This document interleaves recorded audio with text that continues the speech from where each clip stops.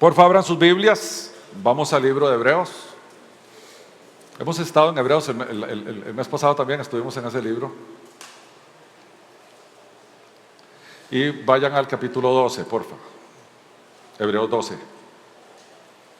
Ahí nos parqueamos en el versículo 1. Hebreos 12, versículo 1. Hebreos está después de las cartas paulinas. Hebreos 12, capítulo 1. Versículo 1. Esto dice la palabra de Dios. Por tanto, nosotros también, teniendo en derredor nuestro tan gran nube de testigos, despojémonos de todo peso y del pecado que nos asedia, y corramos con paciencia la carrera que tenemos por delante, puestos los ojos en Jesús, el autor y consumador de la fe, el cual por el gozo puesto delante de él sufrió la cruz, menospreciando el oprobio, y se sentó a la diestra de Dios. Considerad aquel que sufrió tal contradicción de pecadores contra sí mismo, para que vuestro ánimo no se canse hasta desmayar. Señor, vamos a exponer tu palabra, explicarla, interpretarla. Es un privilegio hacerlo y es un privilegio escucharla. Es tu palabra inspirada, es tu voz. Eres tú hablándonos desde las Sagradas Escrituras. Danos, Señor, por favor, lo que necesitemos para exponerla apropiadamente y que tú seas glorificado. Bendito eres, Señor. Amén. Bien, el mensaje del texto, cuando uno lo ve en su totalidad, claramente habla de la centralidad de nuestra fe. Por lo tanto, le he titulado El centro de nuestra existencia.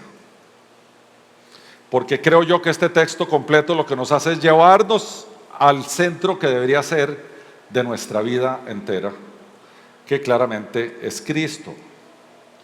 Como lo dijimos hace un mes, y yo no voy a estar exhaustivo en cuanto a la introducción del libro de Hebreos, nada más un par de cositas les voy a decir. Una, recordemos que el libro de Hebreos es escrito por un hebreo, dirigido a hebreos, para que no se porten como hebreos. Otra vez. Es escrito por un hebreo, dirigido a hebreos, para que no se porten como hebreos. ¿Okay? Entonces es un libro que agarra todo el régimen levítico, el templo, los sacerdotes, el sacrificio, la ofrenda, el altar y toda esa cosa, y lo traslada a hacer una, ¿qué podría decir? Una relación directa con la obra de Cristo en la cruz. Uno podría decir que eso podría resumir todo el libro de Hebreos. No sabemos quién lo escribió, eso ya lo habíamos comentado antes. Y también habíamos comentado que la audiencia eran tres tipos de hebreos. Uno, el hebreo que se hizo cristiano, creyente, seguidor, militante. Hay partes del libro que están dirigidas a esos. Otros que también se estaban congregando en la iglesia, pero estaban pensando irse por las amenazas de sus compañeros étnicos que los amenazaban con palos y piedras y expulsarlos de la sinagoga. Y un tercer grupillo que ya se había ido y se habían hecho violentos enemigos de la iglesia. Entonces eran como tres audiencias diferentes, y donde uno va recorriendo el libro, uno va diciendo, bueno, mira, este es para estos, este es para estos y este es para el otro. El texto que nos ocupa es para los hebreos creyentes militantes. En otras palabras, para nosotros los creyentes militantes. ¿Okay? En términos de, porque el texto empieza con un por tanto. Y sabemos que cuando la Biblia empieza con un por tanto, el texto que leemos hay que devolverse un toquecillo, así como que por tanto. Por tanto es, en conclusión, como resultado de esto, entonces hay que decir, pero ¿qué dijo antes? Para entender cuál es la conclusión. Y el capítulo que precede al capítulo 12 se le ha llamado en la iglesia tradicionalmente el capítulo de la fe. Porque empezando el capítulo 11, el autor de Hebreos nos define fe. Es pues la fe la certeza de lo que se espera y la convicción de lo que no se ve. Ahí tenemos una definición bíblica de fe. Y después arranca por la galería de la fama de los creyentes del Antiguo Testamento. Y ahí va uno por uno. Y Moisés, y que este, y que el otro, y que aquí, y que allá. Y este hizo aquello, y este se quedó como viendo al invisible. Y este otro sabían, todos estaban esperando algo que no sabían qué era, pero sabían que no eran ciudadanos de aquí, que pertenecían por otro lado. Entonces todos estaban como a la expectativa, ninguno se imaginaba el precioso misterio de Cristo, donde iba a unir dos pueblos, los gentiles y los hebreos, en un solo pueblo para la gloria de Dios. Pero eso era el capítulo 11. Entonces, si el capítulo 11 es el capítulo de la fe, y tenemos todos estos hombres de fe del Antiguo Testamento que están describiendo ahí, ahora el autor de Hebreos dice, ahora sí, ya que entendemos todo este tema de la fe, y ese montón de gente que también lo entendió, ahora vengamos a hablar qué es eso. Como resultado de eso de fe y esa carrera y esa cosa, entendamos ahora nuestra vida cristiana. Y aquí es donde conectamos con la conferencia de ayer.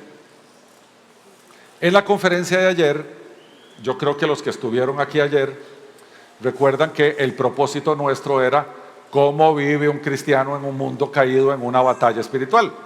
¿Cuáles fueron las herramientas que nos dio el Señor? La famosa armadura que está en el capítulo 6 de Efesios. ¿Cuáles son los enemigos, principados, potestades, gobernadores, huestes? Y entonces dijimos, hay que agarrar la armadura. En la armadura había yelmo, había la salvación, el escudo, la fe, la espada, la palabra, todo aquello. Y me parece oportuno que hoy, mientras nosotros estamos peleando la batalla, el autor de Hebreos nos dice, y le voy a decir a dónde tiene que estar su mirada. ¿A dónde tiene que estar puesta su mirada mientras pelea esta batalla?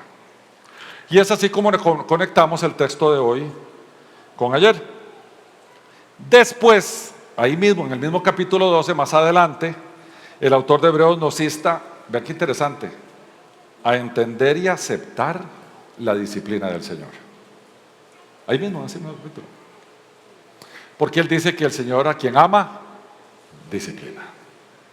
Entonces nosotros estamos siendo disciplinados constantemente por el Señor, y eso no es otra cosa más que la muestra de que Él nos ama. Entonces, en medio de esas dos cosas está el texto que vamos a estudiar hoy. Y en el texto, así son son 3 versículos.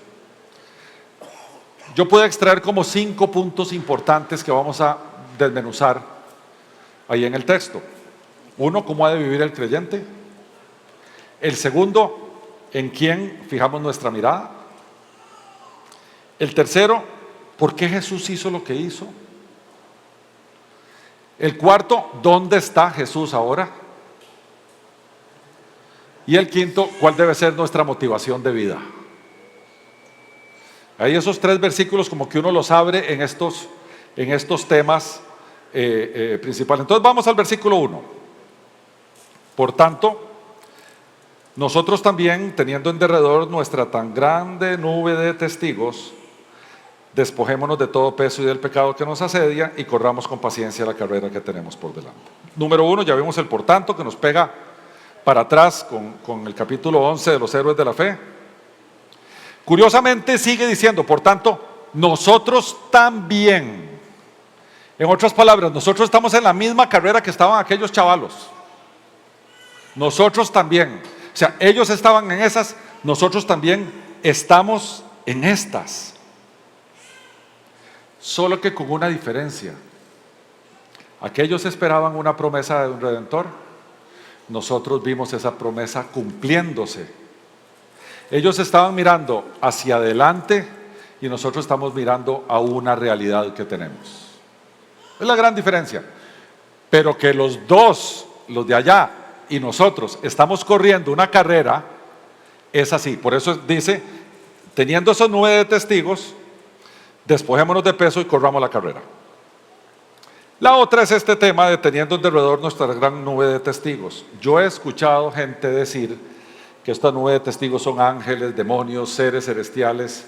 El contexto no nos deja decir eso.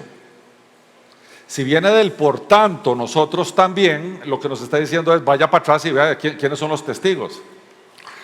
Y de alguna manera, uno podría decir, bueno, aquellos chavalos corrieron la carrera, terminaron la carrera y ahora están en el estadio viéndonos a nosotros correr y ellos están, vamos, vamos, todos, porque ellos ahora son testigos, ya ellos no están corriendo. Entonces tenemos un montón de gente haciéndonos barra a nosotros en la carrera. Eso es un poco lo que quiere decir el texto. Ellos están viendo, testigo quiere decir que está viendo. Ellos están viendo nuestra carrera, porque ellos ya terminaron la de ellos. Entonces terminaron su carrera, se fueron a las graderías y ahora están ahí haciéndonos porras a nosotros. Porras no, porque ahí está José. Hurras. Pero nos toca a nosotros correr. Nosotros no estamos en las graderías. Nosotros estamos corriendo. Dice el autor de Hebreos allá en el capítulo anterior, cuando habla de Abel, que es por donde empieza, dice, y por la fe él habla todavía aunque está muerto. O sea, ¿qué está diciendo él? Están los testigos hablando, aunque no los oigas así, pero están hablando por su testimonio que está en las Escrituras. Sí nos hablan los testigos. Moisés nos habla, Abraham nos habla, Isaías nos habla, por lo que escribieron. ¿Quieres saber qué pensaba Moisés? Jale para allá atrás y vemos los primeros 5 libros de la Biblia, ¿entendemos qué? O Isaías, o Ezequiel, o el libro de Daniel, el capítulo 7 de Daniel que leyó Rolly ahora. Ellos nos hablan. Y nos hablan a través de las páginas de las Escrituras. Entonces alguien dice, qué chuzo haber conocido a Moisés. Vaya para atrás y lo escucha, porque Moisés le va a hablar. Y el Señor le va a hablar a través de Moisés. Entonces ese aliento no lo despreciemos, ¿verdad? Ellos nos alientan en la carrera, porque ellos, de alguna manera, entre ellos tenían interés de que lo lograran. Y uno podría decir, yo me imagino que a ellos también les interesaría que todos los demás que vienen adelante también lo logren. Y esos todos los demás que vienen adelante somos nosotros. Ahora, aquí el autor de Hebreos nos dice, despojémonos de todo peso y del pecado que nos asedia. Entonces, si él está haciendo una analogía con una carrera, uno podría decir, yo la carrera la tengo que correr liviano. Porque todo esto es una analogía de una carrera. Uno no se pone un montón de ropa y un montón de joyas y cosas y las mujeres con las carteras o los baúles que andan, porque no son carteras, así corriendo para correr una carrera. Hay algunas que no les hizo gracia el chiste. Usamos ropa deportiva que es liviana, que no pesa nada y que es cómoda para hacer el ejercicio. De eso es lo que hay que despojarse. Hay que despojarse también de toda gordurilla, pancilla. Hay que fortalecer nuestros músculos. Hay que entrenar para correr, porque si no, no podemos ni siquiera atrevernos a decir que somos corredores. Entonces todo lo que es voluminoso, grande, estorboso, grasoso, en la carrera de la fe tenemos que deshacernos de eso. Pablo, ¿qué podría hacer eso? Le preguntaría uno a Pablo, y él en Colosenses diría, ahora dejad también vosotros todas estas cosas, ira, enojo, malicia, blasfemia, palabras deshonestas de vuestra boca. Diría Pablo, es parte de lo que tengo que dejar para correr la carrera. Pero también el autor de Hebreos nos dice el pecado que nos asedia, el pecado que nos enreda.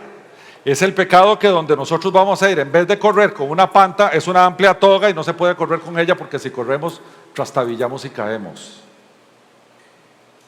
Entonces no solamente esas otras cosas que también son pecaminosas, pero hay otro tipo de pecados que el autor de Hebreos claramente nos está apuntando. En esa carrera vos no puedes correr con una carga de pecado sobre tus hombros.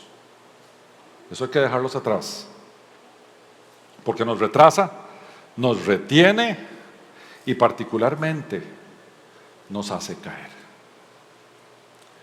Que dichosamente el Señor nos levanta y seguimos la carrera, pues sí, pero ninguno de nosotros queremos correr una carrera donde nos caemos 20 veces antes de llegar a la meta. Todos nosotros preferiríamos no caernos. Pues dice el autor de Hebreos, deshágase de esas cosas. Y deshágase es ya. Ayer hablábamos un poco en una de las preguntas, en la sesión de preguntas y respuestas, de que si es malo ver películas de terror y si es malo. A ver, respuesta que dijimos: haga lo que glorifica a Dios y no haga lo que no lo glorifica. Ok, eso no lo glorifica. Entonces, deje de hacerlo hoy. Hoy, no mañana ni pasado. Hoy. Si usted sabe que eso no glorifica a Dios, deje de hacerlo. Porque eso es peso que tiene usted encima de la carrera.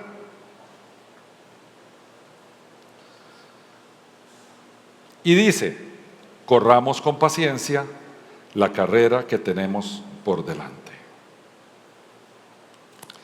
Esa paciencia, esa carrera, perdón, está allá.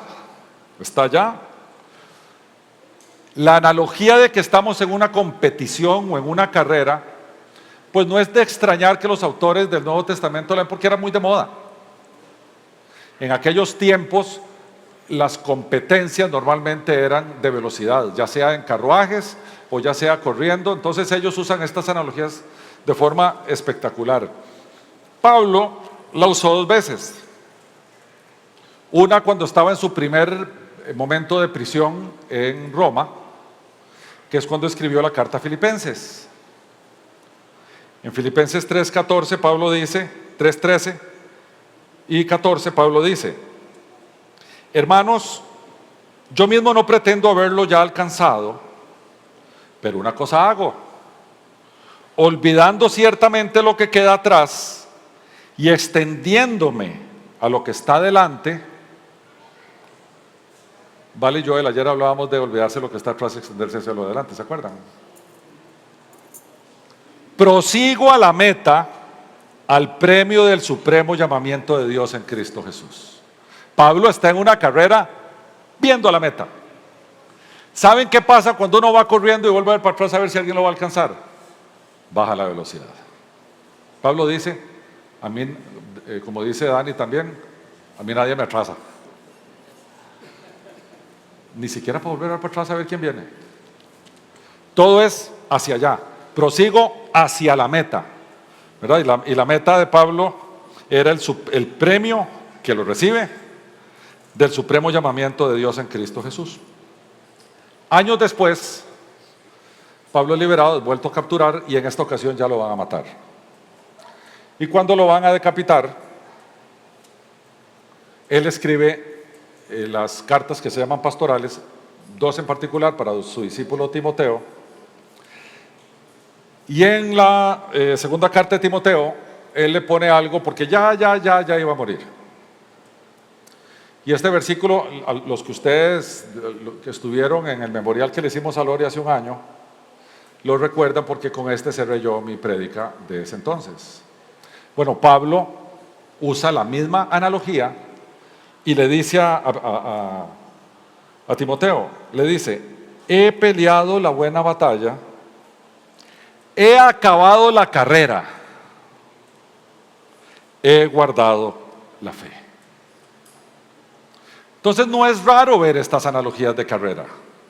Y uno podría decir, ok, está bien, voy a entender. Aquí no está diciendo camine. Aquí no está diciendo siéntese a descansar.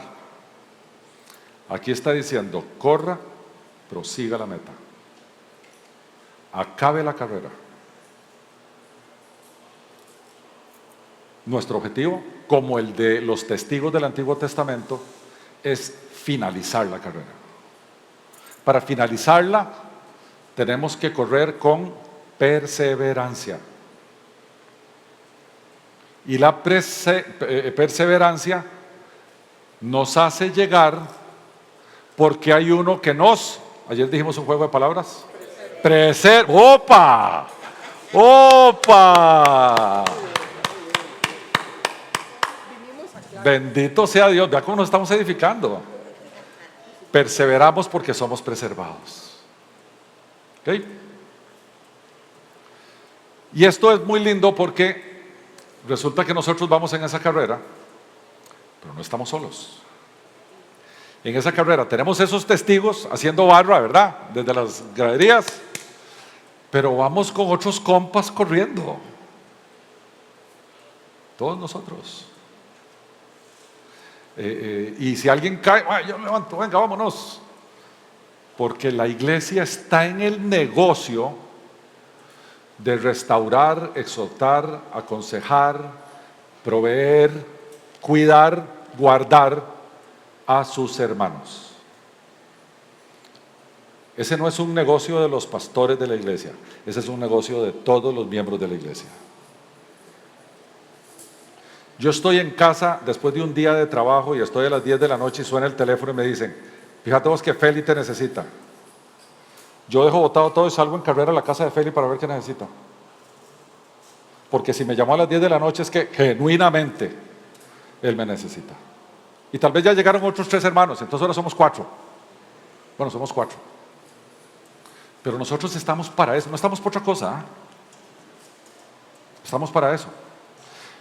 A modo de ilustración, en el Mundial de Atletismo en Qatar, en Doha, en una carrera, esto es reciente, en una carrera de 5.000 metros planos, hacía una temperatura de 30 grados y aquello era muy desgastante.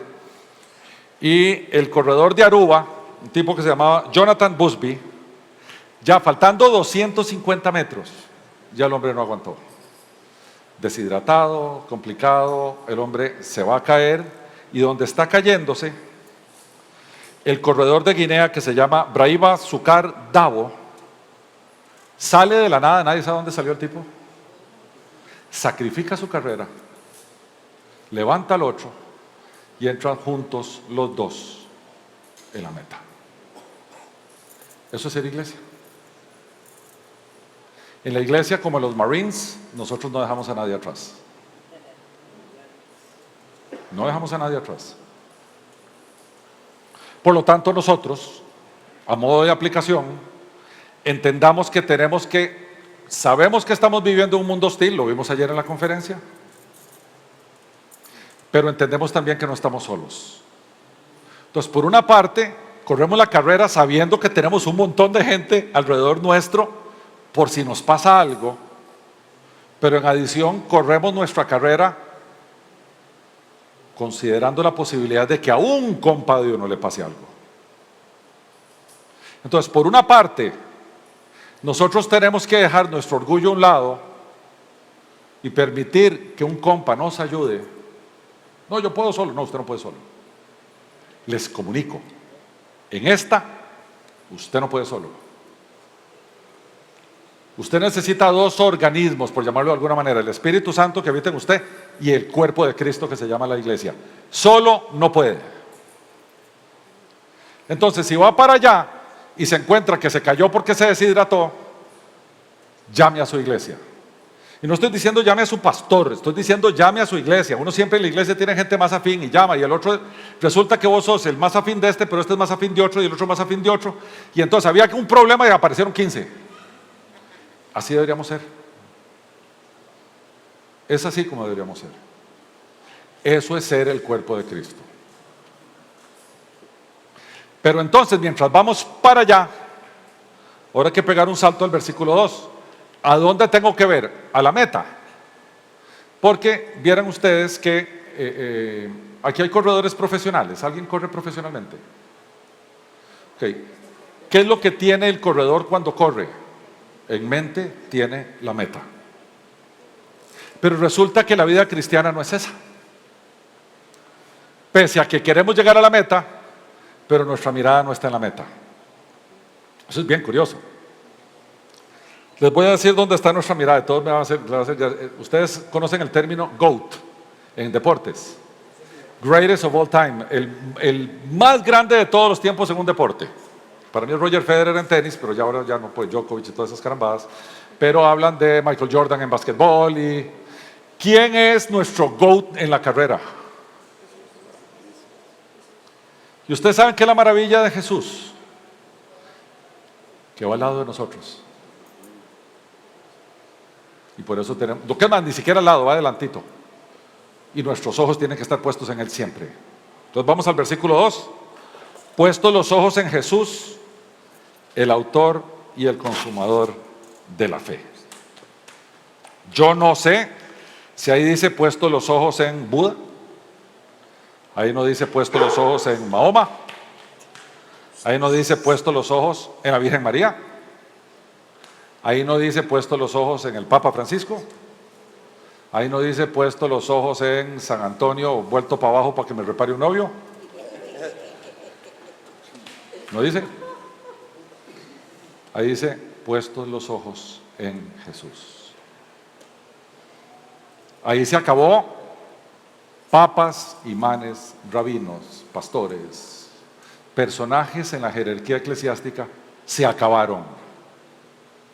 Nuestros ojos tienen que estar puestos en aquel que nos puso en el medio de la carrera, nos ejercita y nos lleva.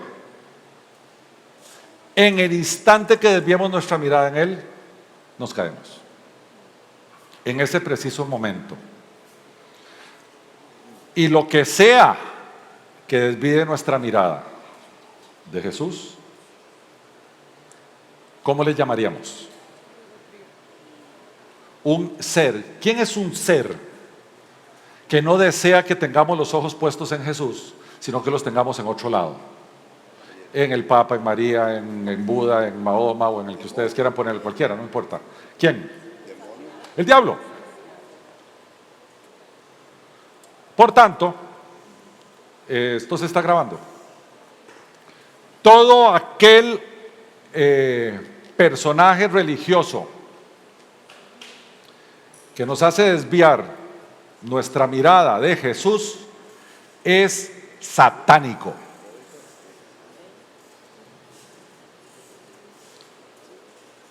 Repito, todo personaje religioso que nos haga desviar nuestra mirada de Jesús le sirve a aquel que quiere que retiremos nuestra mirada de Jesús.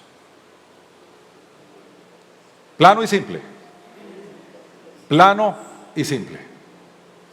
Inclusive San Gabriel o el ángel, el arcángel Miguel o la gente que anda en la nota de las angiologías y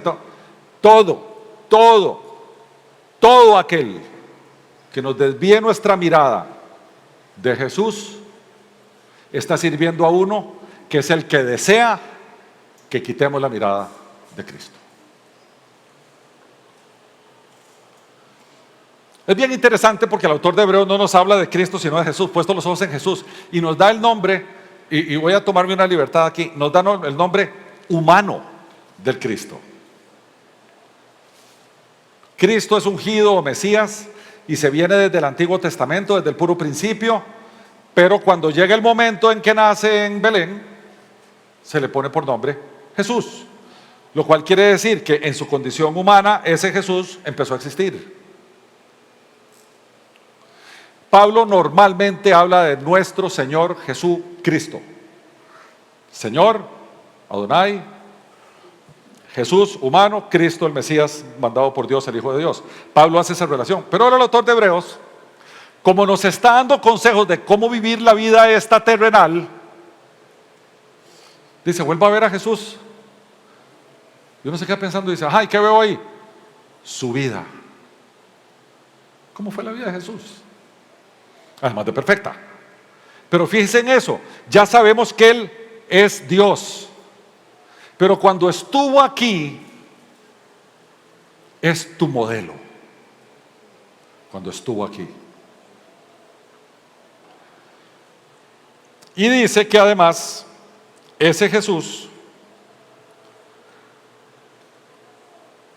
es el autor y es el consumador de nuestra fe. Déjeme decirle algo interesante. Qué curioso que Jesús no está en la nube de testigos.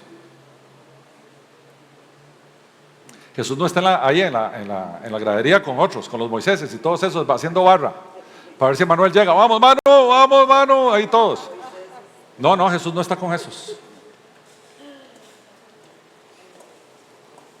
Nuestro entrenador corre con nosotros.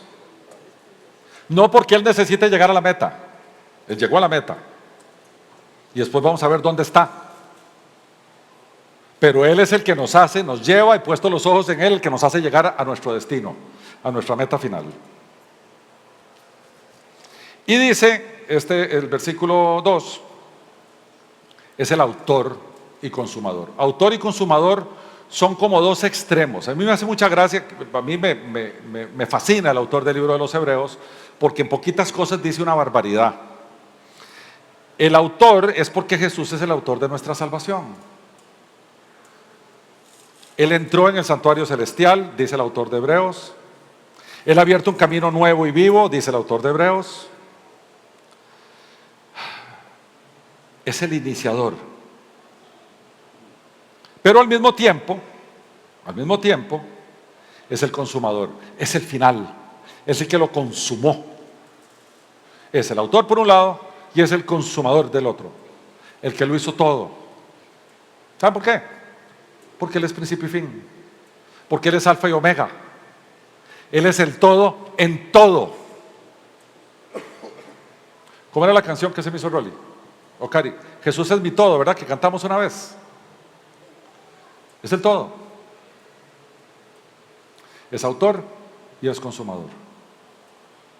Entonces, es quien nos perfecciona en esa carrera. ¿Por qué? Porque Él es el que está capacitado para hacerlo y lo hará porque además de ser Señor nuestro, imagínense que es también hermano. A uno se le olvida que Cristo es el primogénito. ¿Qué quiere decir la palabra primogénito? El primero de un género. ¿Quiénes son los demás? Nosotros. Entonces a Cristo lo podemos ver como Salvador, como Señor, como cabeza de la iglesia, pero como nuestro hermano mayor, el que es primogénito. También. Porque Él es heredero y nosotros coherederos, dice la Escritura. Porque Él nos hizo familia de Dios. Entonces, qué vacilón, que es hermano también. Y después, en una mención preciosa, dice Pablo: créame que el Señor va a hacer esto, porque, y yo sé que ustedes se saben este versículo, el que comenzó una buena obra en vosotros, la llevará a su consumación hasta el día de Cristo Jesús. Así que en la carrera, además de que andamos corriendo con la iglesia, tampoco estamos solos. Entonces fijemos nosotros nuestra mirada allí. Esta palabra autor viene del griego argegos, que en el griego clásico, en el antiguo, quiere decir fundador, guardián o superior. Él es el que inicia la iglesia empieza con Él. ¿Qué tan iniciador es Él? Si Cristo es la imagen del Dios invisible, dice Colosenses 1:15, o es el esplendor de la gloria de Dios, dice el autor de Hebreos. Si Él es la única manifestación del Dios visible a los hombres, ¿quién caminaba con Adán y Eva en el Edén?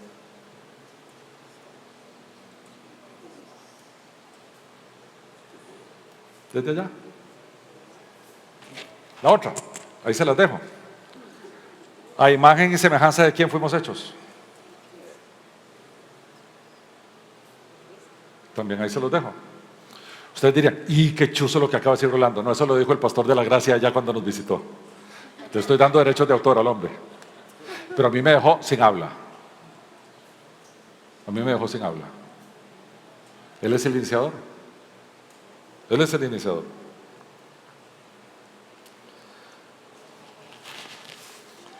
Y resulta que si nosotros fuimos hechos a su imagen y semejanza, y esa imagen y semejanza se perdió en la caída, sabemos que en la caída cambiamos de naturaleza y se desdibujó todo. Él viene, se hace hombre, pasa 3 años aquí, se sube a la cruz, muere en la cruz por nosotros, resucita, hasta 40 días, asciende a los cielos. Y los autores del Nuevo Testamento nos dicen que ahora nosotros los que estamos aquí, nacidos de nuevo, con el Espíritu Santo en nosotros y corriendo esta carrera, el propósito es que seamos hechos a la imagen de Jesús, a la imagen del eterno Hijo de Dios. Por lo tanto, nuestro retorno es llegar a ser como el Hijo. ¿En qué momento en la historia fuimos así? En el inicio. Vea lo que dice Pablo en Romanos 8:29, donde empieza la famosa cadena de oro. Y esto a uno le vuela la cabeza, porque uno dice, ¿cómo? Se lo pongo así. Joe fue predestinado para ser como Jesucristo. ¿Quién le fijó ese destino? El Padre Celestial. Dice Romanos 8:29. Porque a los que antes conoció, también los predestinó para que fuesen hechos conforme a la imagen de su Hijo. No cabe duda. Ahora ya sabemos por qué tenemos que tener los ojos puestos en Él. Porque tenemos que parecernos a Él. Porque además en una obra milagrosa en nosotros el Señor está construyéndonos para ir a hacer eso, a la estatura del varón perfecto, a parecernos a Él, a parecernos al hermano mayor, al hacer lo que el hermano mayor hizo en su ética, en su conducta, en su moral en la tierra, a aspirar. Esas son nuestras aspiraciones, y al aspirar a aquello, todos nuestros esfuerzos van hacia allá. No aspiramos a otra cosa, porque eso, mis queridos hermanos, es buscar primero el reino de Dios y su justicia, que vimos ayer.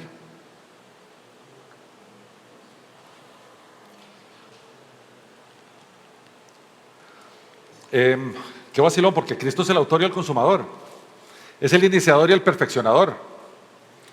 Y tratando de buscar una ilustración para esto, me acordé, porque hace un tiempillo Dani me contó de Sylvester Stallone y Rocky, y todo lo que él tuvo que hacer, inclusive vendió un perro que amaba con tal de financiar su proyecto, y la historia de Rocky es muy linda. Sin embargo, cuando Sylvester Stallone la escribe, él tenía un requisito para aquel que le comprara el guión, y era que él tenía que protagonizarlo. Y lo rechazaron varios. Inclusive en esos rechazos y en esas cosas que tuvo que vender el perro que amaba, para poder financiar lo que quedaba. Después tuvo el éxito gigantesco y después se devolvió donde el que había comprado el perro y lo compró. No sé cuántos miles de dólares le cobraron, porque ya el hombre era rico, pero recuperó su perro. Él, en todo este trajín, resultó que alguien llegó y dijo: que está bien, te acepto que vos seas el que también protagoniza, no solo el que hizo el guión y el que escribió la cosa, sino que también el que protagoniza. Qué curioso. Ganó 3 Óscares y un Globo de Oro. Stallone fue el autor y consumador de su película. Cristo es eso en nuestra fe. Cristo es el autor y el consumador de nuestra fe. A modo de aplicación pensemos, gracias, Ray, gracias. A modo de aplicación pensemos, como vimos ayer, que estamos en una batalla campal. Nos enfrentamos todos los días a retos gigantes. De los más grandes son los retos sociales, porque conforme el tiempo pasa, los cristianos vamos haciendo los retrógrados, y los que hablan de castidad para llegar al matrimonio sin haber fornicado antes, eso ya es muy viejo, y ni aquí hablar todo el tema de la cosa de género y eso. Entonces nos vamos haciendo, y los que tienen hijos jóvenes les cuesta mucho más, porque los hijos jóvenes son aleccionados en los colegios y en las escuelas en todas estas cosas. Cuando llegan a casa se encuentran a los papás de la edad de piedra. Así que no es nada fácil. Luchamos con el medio ambiente. Las tentaciones ahora se normalizaron.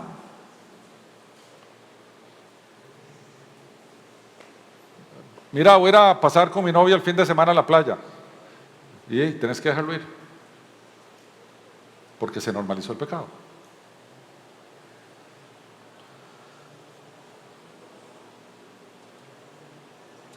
Pero entonces tenemos que regresar a donde está nuestro faro. Los faros nunca están en alta mar, flotando. Los faros siempre están en tierra firme, donde no se mueven. Ahí están, produciendo su luz. Nuestro faro es Cristo. Y no importa los vientos de doctrina, no importa los comillas, avances sociales, no importa nada, nuestro faro es Cristo y por lo tanto nuestra mirada tiene que estar aquí.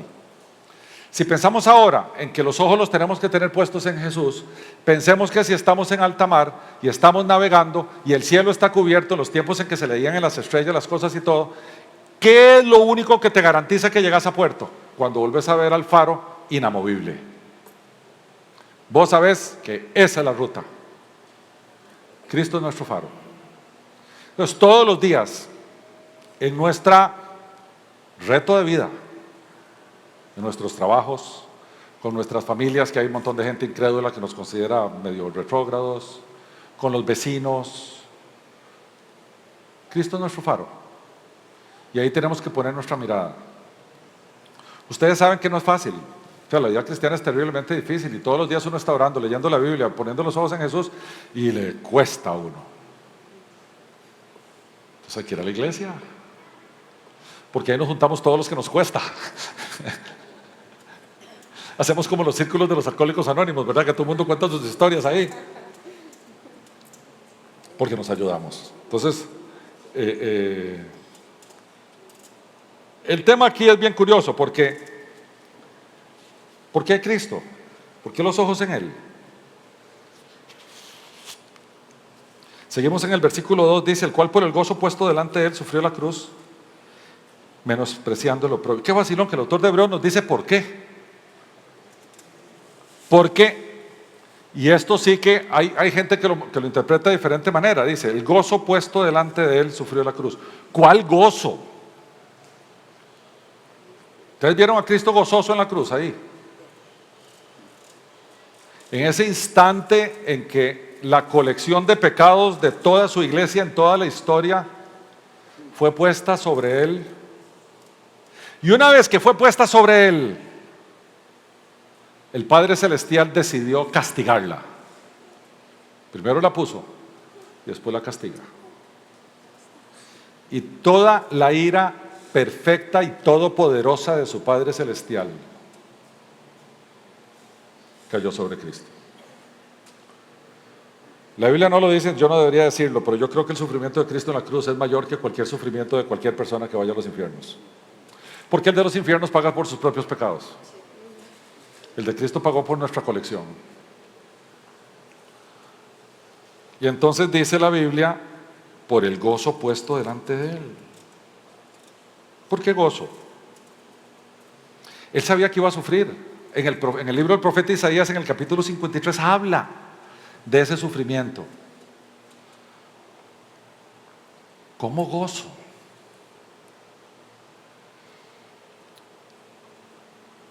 Puesto delante de Él, sufrió la cruz. O sea, primero gozo, después cruz.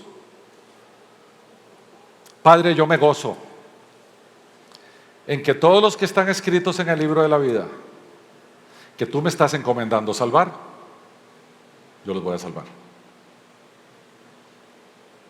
Mi gozo está en mi iglesia. Mi gozo está en los que salvo. Así tenga que tragarme esa copa. Pero mi gozo está en ellos. Porque al salvarlos a ellos, te glorifico a ti, que me diste la misión, que me enviaste a hacerlo. Entonces, mi gozo está en ellos y en ti. Y se subió a la cruz.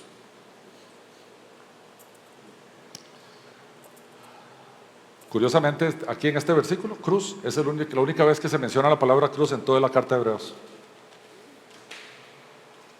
Para que no se nos olvide que el que está con nosotros, el GOAT, el que nos está llevando en la carrera,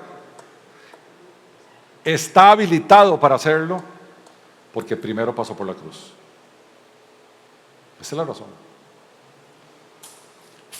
Y agrega ahí el texto, menospreciando el oprobio, menospreciando la vergüenza.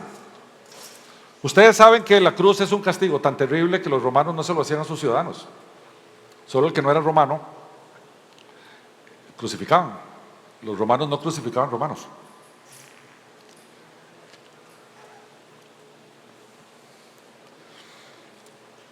Y los judíos fueron los que le dieron la idea a Pilato que lo crucificaran. ¿Se acuerdan? Salía Barrabás y salía el otro. ¿Qué debe hacer con este? Crucifícalo, crucifícalo. ¿Se acuerdan de eso? De ese momento. Y si uno dice, entonces Pilato no lo iba a crucificar, no. Porque él no había cometido los delitos que llevan a la crucifixión. Pero el pelele de Pilato, donde ve que aquí se iba a hacer una revuelta y ahora sí iban a ir donde el César a decirle que está permitiendo otro rey que no es, y le entró pavor y dijo, oye, ok, si ellos quieren, la verdad es que a mí qué me importa. La idea de la crucifixión fue de los judíos, porque los judíos no solamente querían matarlo, sino querían avergonzarlo. El oprobio, ¿qué dice aquí? ¿Por qué la vergüenza? Dos razones. La primera, porque este, que en teoría era cumplidor de cosas, lo iban a colgar en un lugar que estaba maldito. En Deuteronomio 21:23 dice, cualquiera que es colgado de un árbol está bajo maldición. Ellos decían, si lo colgamos de un madero, está bajo la maldición del que él dice que es su padre. Y entonces queda ahí, en segundo lugar, a los crucificados los crucificaban desnudos, que era una ofrenda terrible para la cultura de aquellos tiempos, para todos. Ustedes no crean que Jesús se vestía con minifalda como de Chosen. No enseñaban piel. Por eso cuando tenían que salir en carrera tenían que arremangarse y ceñirse los lomos para poder correr, pues si no, no podían correr. Porque había que taparse todo lo posible, porque el tema de la desnudez era algo crítico en esas culturas. Bueno, los crucificaban desnudos. Entonces, además era una exhibición pública y vergonzosa. Y por ahí pasó Jesús, por esa vergüenza. Y yo me imagino que sus copartícipes, los judíos, estaban fascinados, pero más fascinados estaban los demonios que dijeron, ¿viste ya cómo lo pasamos por vergüenza? No contaban con la astucia de Cristo, que en vez de ser avergonzado, avergonzó a los demonios y los exhibió públicamente en la cruz. Leo Colosenses 2:14, anulando el acta de los decretos que había contra nosotros, o sea, nuestras acusaciones, que nos era contraria, quitándole de en medio y clavándole en la cruz. Versículo 15, y despojando a los principados, a las potestades, los exhibió públicamente, triunfando sobre ellos en la cruz. ¿Se acuerdan ayer los principados, potestades, gobernadores? Ahí dice, despojándolos, los exhibió públicamente. Más bien los avergonzados después de la cruz fueron ellos. Y después de la vergüenza de la cruz, Cristo salió glorioso. Su gloria viene desde su sufrimiento.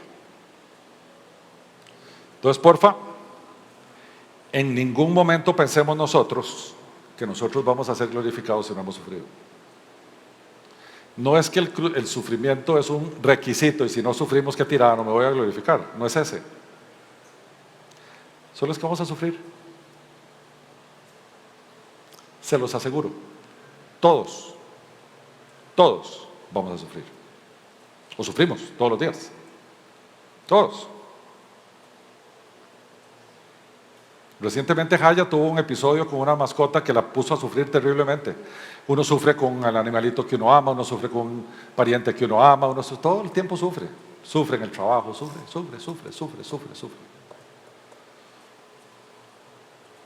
Pero aprendemos a sufrir.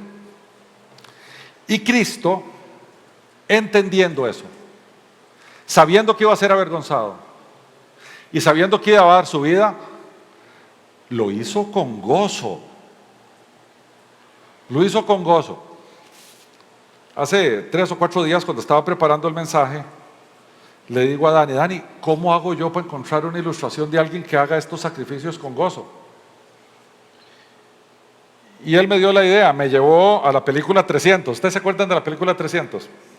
Que trata de la batalla de las Termópilas. Ahí venía el rey Jerjes, el persa, ¿verdad? Que venían 10 o 15 mil persas y eran 3 gatillos de los atenienses con un poco de espartanos, más bien espartanos y atenienses. Y era tal aquel miedo que había un tipo que se llamaba Diéneses. Y Diéneses le dijeron, los persas mandaron un emisario y le dijeron, vea, nosotros somos tantos, que cuando hagamos así, disparemos las flechas van a cubrir el sol. Y va a haber una terrible oscuridad. Y Diéneses dijo, gracias porque nos van a quitar el calor, lucharemos bajo la sombra. Y se subió a esos caballos, se metieron como en un cañón pequeño por donde no podían pasar los otros 10,000, a soportar lo que vinieran, eran 300 personas. Y no había uno solo que no supiera que iba a morir. Pero con el gozo de salvar a su pueblo, se fueron para allá. Bueno, si ese era el gozo de estos 300, imagínense el gozo de Cristo que va a salvar a millones con su vergüenza y con su sacrificio. ¿Dónde nos deja eso a nosotros? ¿Cómo nos portamos cuando nos humillan? Cuando nos consideran tontos, retrógrados. Nos gozamos porque entendemos que Cristo fue todavía peor la humillación.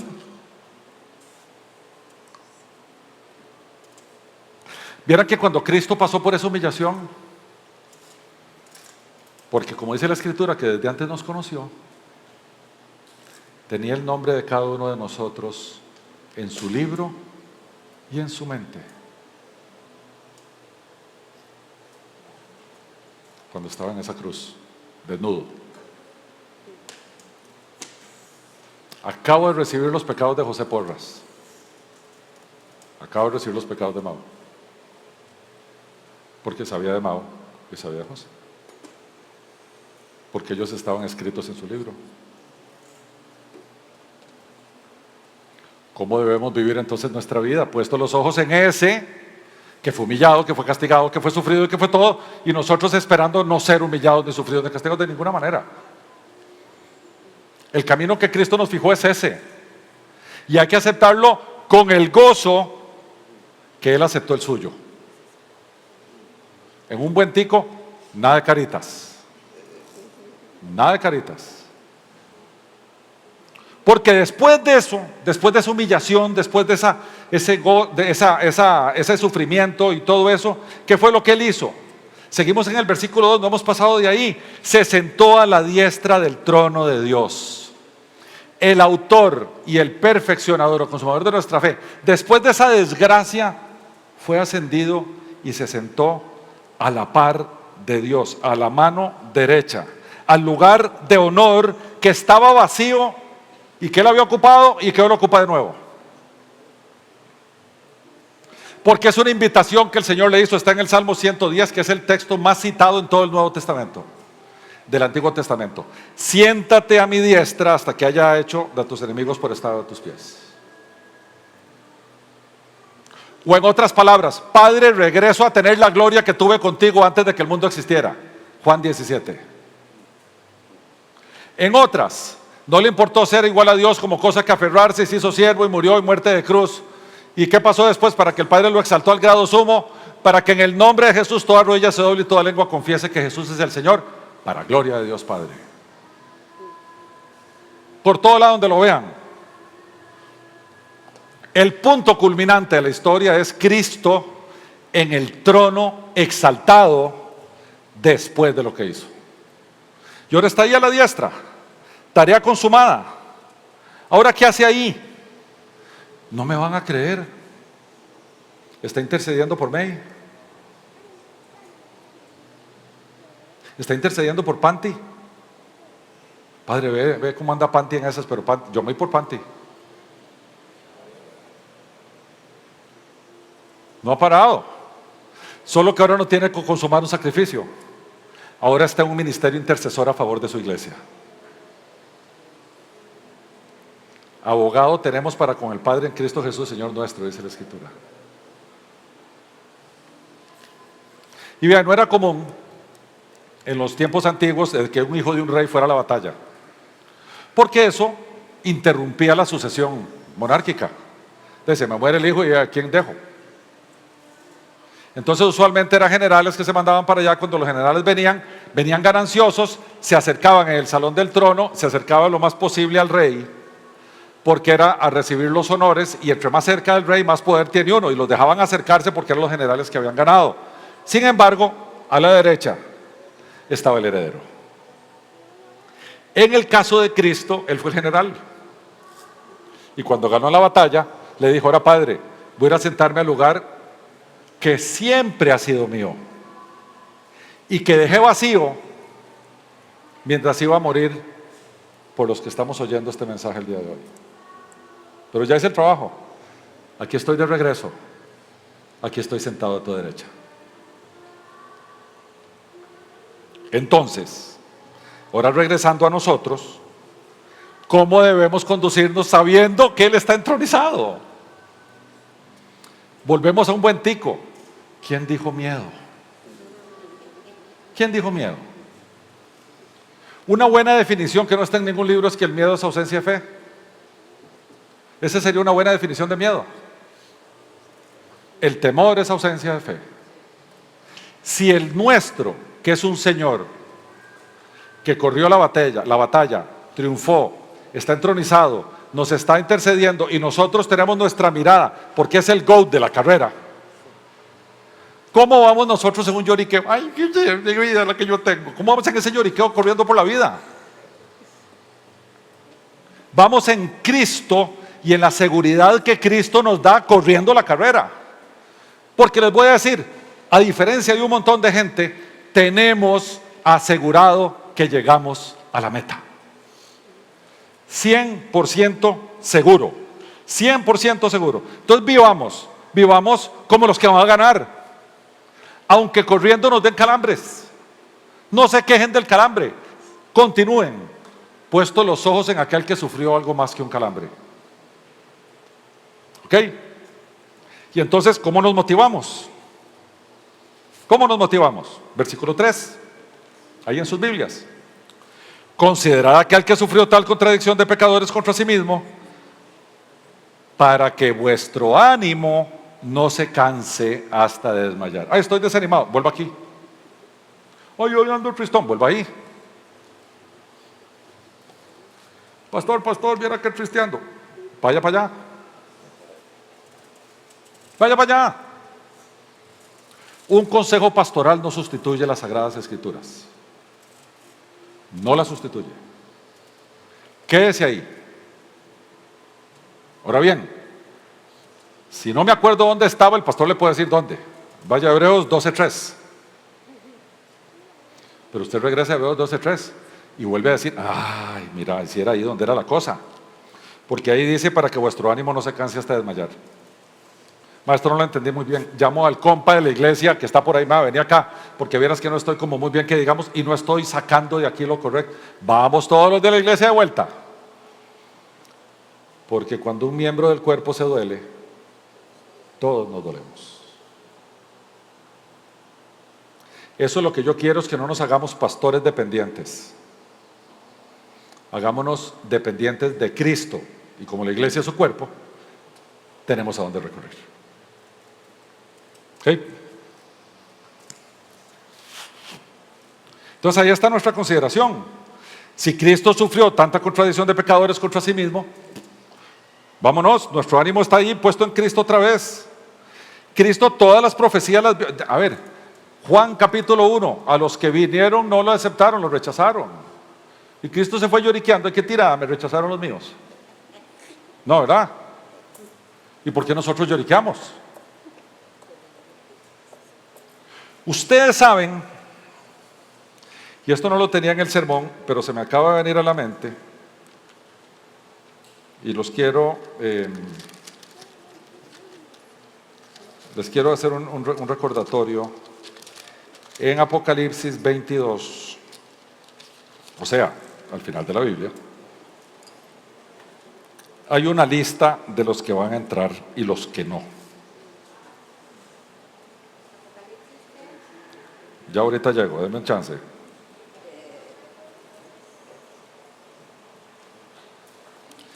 La lista de los que no van a entrar. Ahorita llego, ¿dónde estaba esta cosa?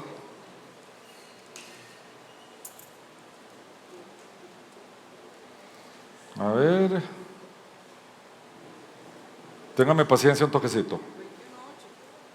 Ok, 21:8. Capítulo 21 de Apocalipsis, versículo 8. ¿Quiénes son los primeros que no van a entrar?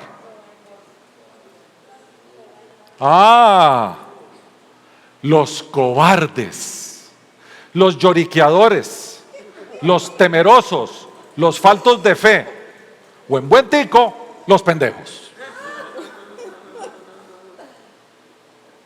¿Cómo teniendo la clase de Señor que tenemos somos cobardes?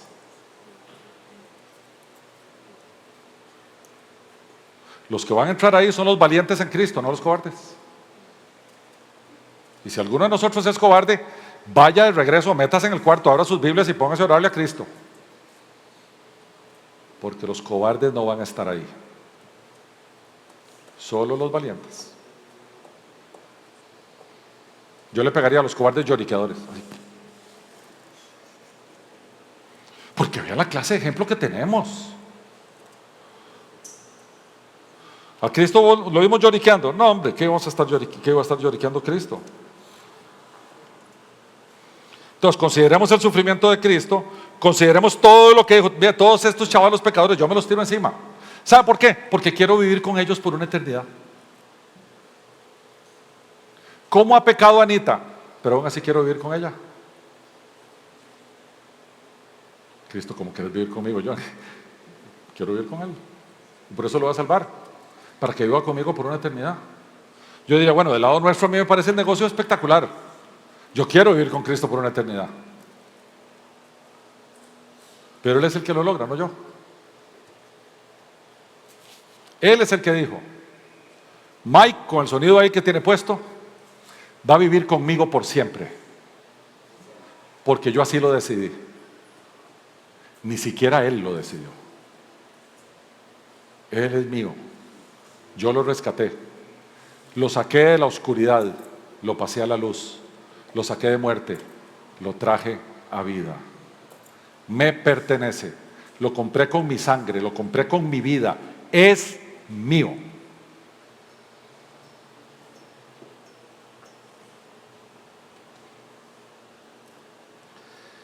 Uno dice, bueno, ¿dónde veo cristianos valientes en la historia? Muchos de ustedes les hemos contado la historia de el fabuloso Policarpo, obispo de Esmirna. Y Policarpo fue uno de un montón de mártires que iban gozosos a la muerte por Cristo. Eso sí, no son de los cobardes del capítulo 21 de Apocalipsis. Gozosos a la muerte por Cristo.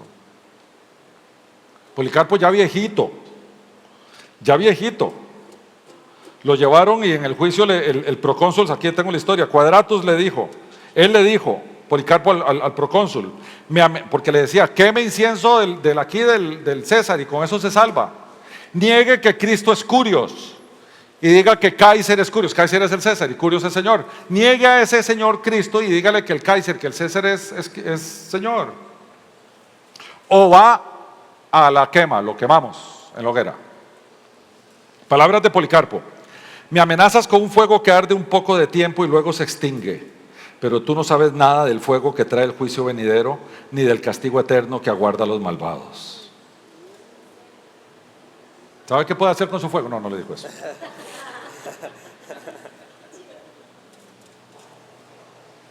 Entonces, Quadratus le insistió que maldijera a Cristo.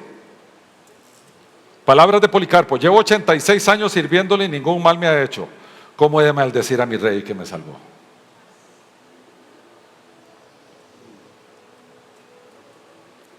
Y dice Policarpo, Señor Dios, soberano. O sea, Dios, me tenés aquí en estas.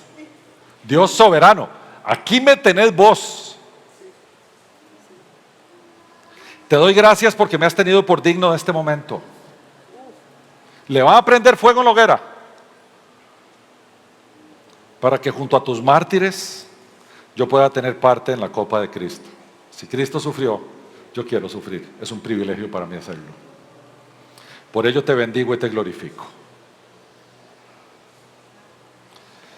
¿Cómo va a ser una aplicación otra que no sea esta? ¿Hasta dónde estamos dispuestos nosotros para llegar por Cristo? ¿A dónde? ¿Qué estamos dispuestos a dejar? ¿Qué estamos dispuestos a abandonar, a perder? ¿Qué estamos dispuestos a sacrificar? ¿Hasta dónde llega uno? Gustos, trabajos, placeres, patrimonio, parientes. ¿Qué estás dispuesto a dejar por Cristo? ¿Ustedes creen que Policarpo solito tenía esa valentía? El espíritu de poder estaba en él. El espíritu que decíamos ayer de Dínamo. Y recibiréis poder cuando recibas al Espíritu Santo para ser testigos. Eso es lo que pasó con Policarpo. No fue en su propio poder que dijo todas estas cosas, fue el poder del Espíritu Santo que fue testigo. Si a nosotros, cualquiera de nosotros nos llaman a ser testigos, no podemos meternos en el closet de vuelta. Y hoy en día, a los que trabajan en empresas que están con esta carambada de género y todo eso, piensen que están dispuestos a ceder por Cristo. Y como nosotros tenemos que ser astutos como las serpientes, yo iría buscando trabajo. Antes que lo echen. Porque en el instante que usted tiene que hacer una concesión de esa, lo van a echar. Entonces mejor póngase a buscar brete. Vaya a otro lado donde usted pueda predicar a Cristo, ser cristiano. Y váyase de ahí. Ay, no, es que a mí me pagan un dineral. ¿Qué estás dispuesto a sacrificar por Cristo?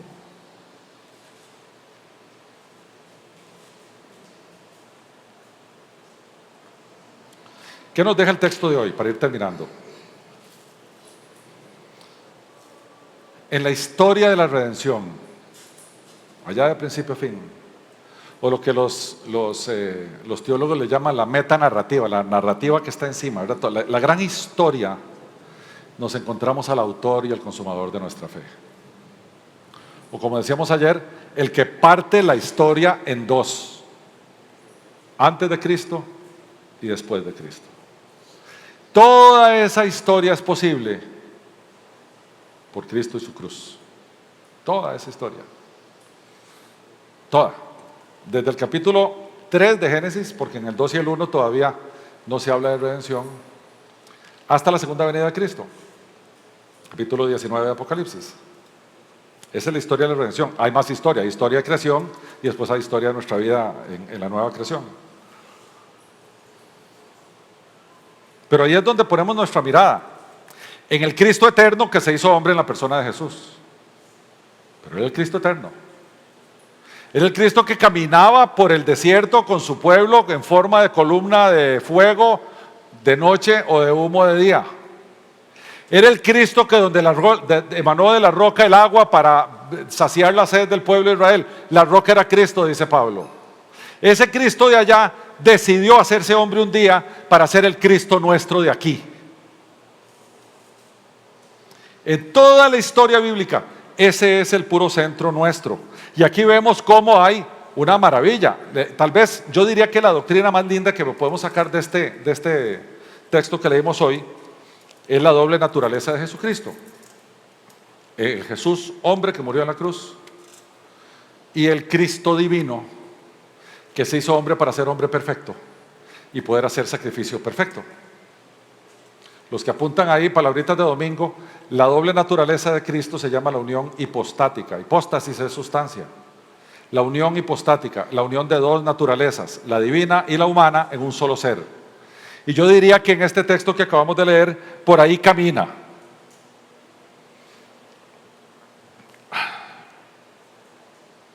Hasta que lleguemos a la meta. ¿Dónde está Joel?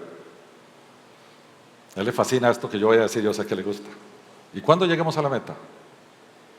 Vamos a tener al autor y consumador de nuestra fe golpeándonos el hombro. Bien, buen siervo fiel. Sobre poco has sido fiel, sobre mucho te pondré. Entra en el gozo de tu Señor. Hasta que se me pare el pelo.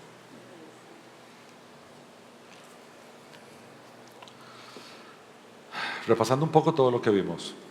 ¿Cómo ha de vivir un creyente? despojándose del pecado, del peso para correr la carrera. Mientras corremos la carrera, ¿dónde fijamos nuestra mirada? ¿Por qué en Él y no en otro? ¿Dónde está Él ahora?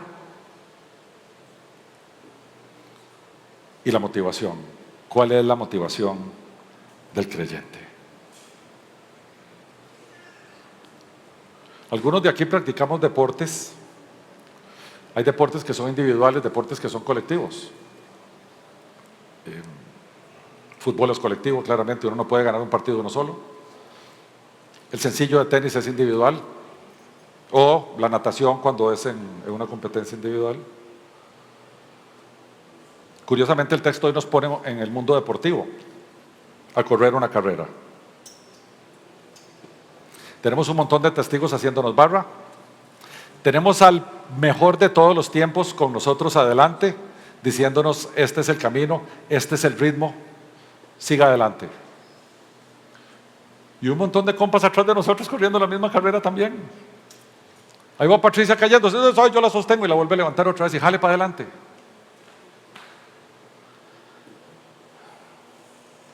Y pensando en el tema central del texto de hoy, que dijimos, ¿cuál es el centro de nuestra existencia?